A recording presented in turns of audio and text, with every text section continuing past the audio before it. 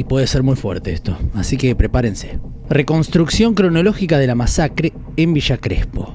La tragedia ocurrió en la madrugada del miércoles 21 de mayo del 2025, dentro del departamento Sexto A de la calle Aguirre 295 en Villa Crespo. Según la reconstrucción que hicieron los investigadores, cerca de las 6 de la mañana, Laura Leguizamón atacó primero a su esposo, Bernardo Adrián Seltzer, de 53 años, mientras él dormía en la cama matrimonial.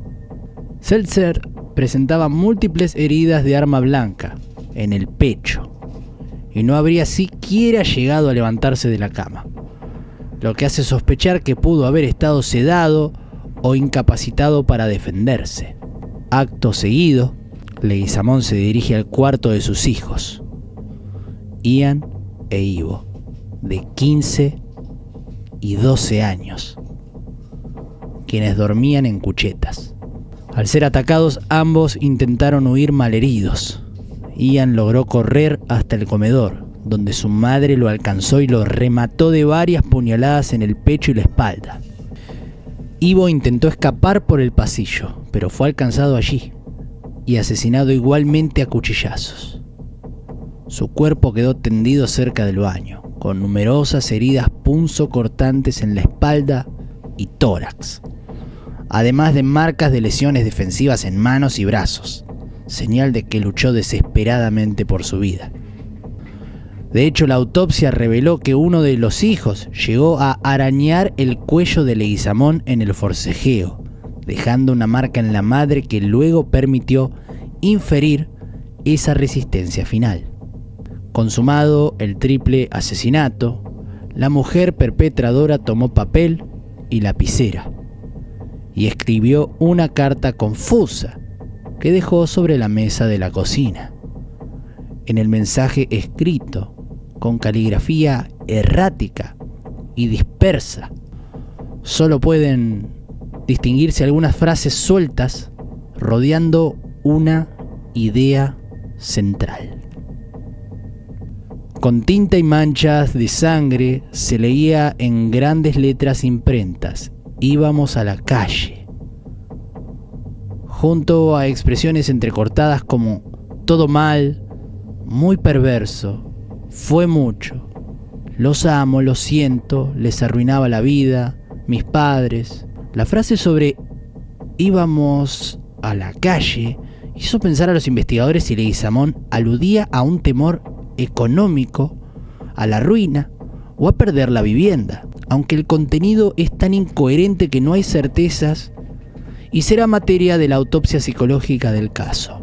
Los peritos afirmaron que el texto parece escrito por alguien que no estaba en sus cabales, y todo indica que la carta fue redactada después de los crímenes, posiblemente en un momento de breve lucidez o arrepentimiento, antes de quitarse la vida. Tras dejar esta nota final, Leguizamón volvió al dormitorio principal y se acostó junto al cadáver de su esposo, empuñando un cuchillo grande, el mismo utilizado en el ataque, según la hipótesis policial. Se apuñaló a sí misma repetidas veces en el pecho, a la altura del corazón. Los forenses describieron que las heridas autoinfligidas en su tórax tenían el patrón típico de un homicidio por arma blanca, con múltiples lesiones punzantes cercas entre sí, como una máquina de coser. Mortalmente herida, la mujer aún se arrastró, agonizante, hasta el baño, donde finalmente quedó tendida sin vida. Su cuerpo fue el último en entrar en rigor mortis, confirmando que Leguizamón murió después que sus víctimas. El macabro escenario permaneció inadvertido durante varias horas aquella mañana. Nadie en el edificio escuchó ruidos inusuales durante la madrugada, y de hecho, a primera hora una vecina pasó a buscar a los chicos para llevarlos al colegio, pero nadie respondió al timbre. Recién alrededor de las 13:30 del mediodía, la empleada doméstica de la familia de nombre Lucía ingresó al departamento con su propia llave, como solía hacer los lunes, miércoles y viernes. Y se topó con la horrenda escena. Lo primero que vio fue el cuerpo ensangrentado de uno de los adolescentes tendido en el pasillo, ante lo cual gritó horrorizada pidiendo ayuda.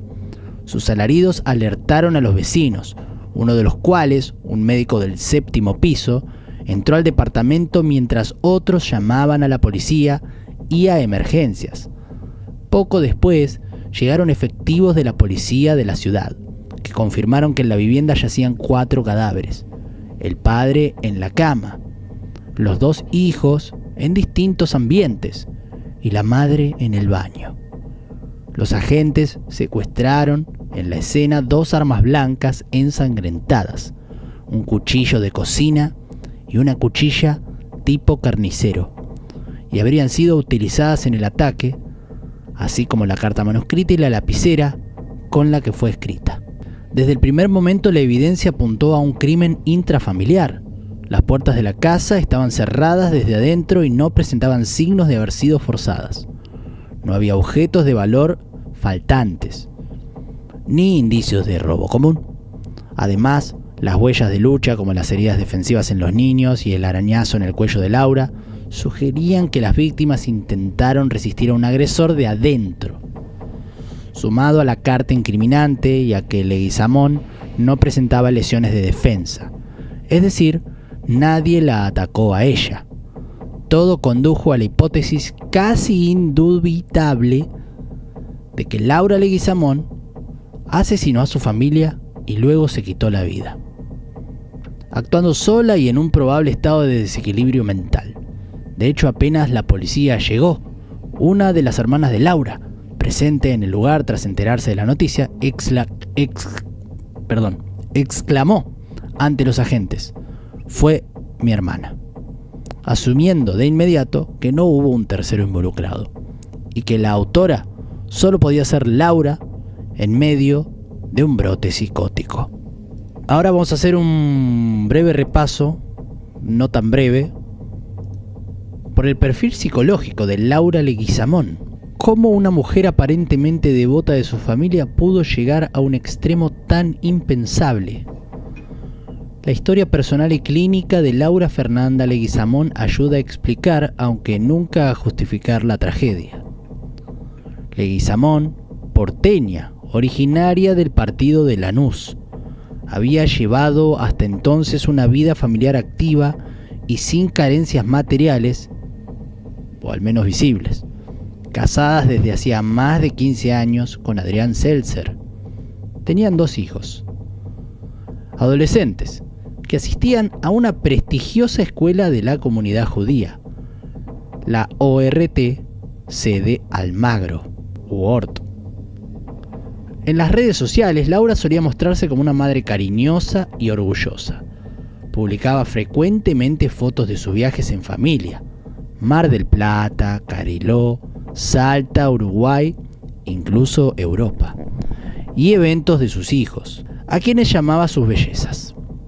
Sus vecinos la describían como amable, sonriente y buena onda, siempre dispuesta a recibir en casa a los amigos de los chicos. Nada en la postal superficial hacía presagiar una violencia semejante. Sin embargo, detrás de esa fachada de normalidad, Leguizamón libraba una larga batalla contra trastornos mentales. Según relataron sus allegados, desde hacía 8 años, ella venía manifestando síntomas de patología psiquiátrica que afectaba sus estados de ánimo. En su entorno se hablaba de un diagnóstico de depresión crónica, posiblemente con componentes ansiosos, o incluso algún trastorno de tipo bipolar, dado el tipo de medicación que recibía. Lo cierto es que Laura estaba bajo tratamiento psiquiátrico de manera discontinua en los últimos tiempos. Su psiquiatra, cuya identidad no trascendió, confirmó que ella efectivamente se encontraba en tratamiento farmacológico, aunque en las semanas previas se había mostrado reticente a seguir el plan indicado. En el registro del departamento, la policía halló cajas de psicofármacos recetados a Leguizamón, que dan cuenta de su cuadro clínico. Había una caja vacía de sertralina, un antidepresivo utilizado para depresión y ataques de pánico, supongo, pero suena antidepresivo, no sertralina. Y blisters casi completos de olanzapina, marca Midax, 10 miligramos. Un antipsicótico indicado en trastornos como esquizofrenia, bipolaridad o depresión mayor. Esto evidencia que Laura combinaba antidepresivos con antipsicóticos bajo prescripción médica. Sin embargo, varias de esas pastillas no habían sido consumidas. De hecho, familiares declararon que Leguizamón había abandonado su medicación 2 meses antes de la tragedia. Durante esas semanas sin fármacos, notaron cambios drásticos en su conducta. Pasaba gran parte del día en cama, dejaba de arreglarse y apenas tenía energías. La propia Laura comentaba a veces, solo se levantaba de la cama por sus hijos, que si no fuera por ellos, se quedaría todo el día acostada. Esta confesión, que en su momento pudo sonar como el cansancio típico de una madre abrumada, hoy resuena como una señal de alarma ignorada. La encargada del edificio recuerda que en las últimas 2 semanas ya no salía. Estaba muy callada, a diferencia de su carácter habitual. La familia Seltzer Leguizamón intentó buscar ayuda profesional al notar la descompensación de Laura en esos meses. Días antes del fatal desenlace, Adrián Seltzer convenció a su esposa de iniciar una terapia psicológica. Primero acudieron a una conocida psicóloga amiga, pero esta decidió derivarlos por la relación de amistad y para que Laura fuera atendida por un equipo interdisciplinario especializado. Consiguieron un turno en un hospital privado de Almagro, posiblemente el hospital italiano, pero la cita fue asignada para fines de junio del 2025, es decir, más de un mes después. Los profesionales no consideraron que el cuadro ameritara una atención de urgencia, por lo que tocaba esperar. Lamentablemente, una semana después de obtener ese turno distante, ocurrió la masacre. La tragedia evidenció con el peor resultado que la evaluación inicial fue errónea. Laura sí estaba en una crisis de inminente riesgo. Otro dato inquietante es que el psiquiatra de Leguizamón había sugerido incluso internarla en una institución especializada ante la agravación de sus síntomas.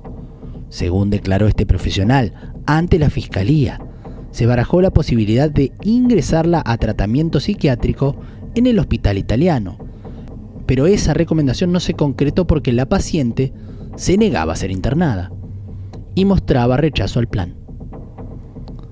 2 veces en el pasado reciente, Laura sí había sido hospitalizada por sus...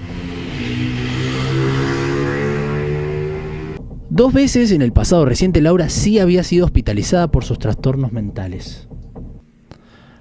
Una primera internación alrededor de 1 año y medio antes, por un episodio de salud mental severo, tras la cual recibió el alta, y otra segunda internación a principios del 2025, luego de un viaje familiar, donde tuvo una recaída significativa y debió ser nuevamente ingresada para estabilizarla.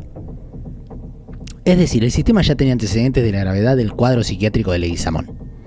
No obstante, fuera del ámbito de internación, su seguimiento ambulatorio fue insuficiente o fallido.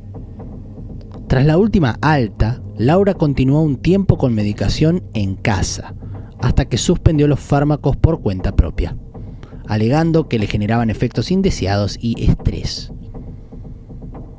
A partir de allí, se aceleró su deterioro, sin que ninguna intervención efectiva lograra frenar el desenlace. En retrospectiva, las señales de alarma estuvieron a la vista. Cambios abruptos de personalidad, aislamiento, expresiones de desesperanza, insomnio, irritabilidad extrema. Por ejemplo, la empleada relató que en las últimas semanas a Laura le molestaban ruidos domésticos mínimos, como la aspiradora, y la echaba antes de tiempo. Lamentablemente esas red flags, banderas rojas, no derivaron en una contención a tiempo. Familias y amigos quizá minimizaron la peligrosidad de su estado y los profesionales de guardia no la consideraron urgente al evaluarla.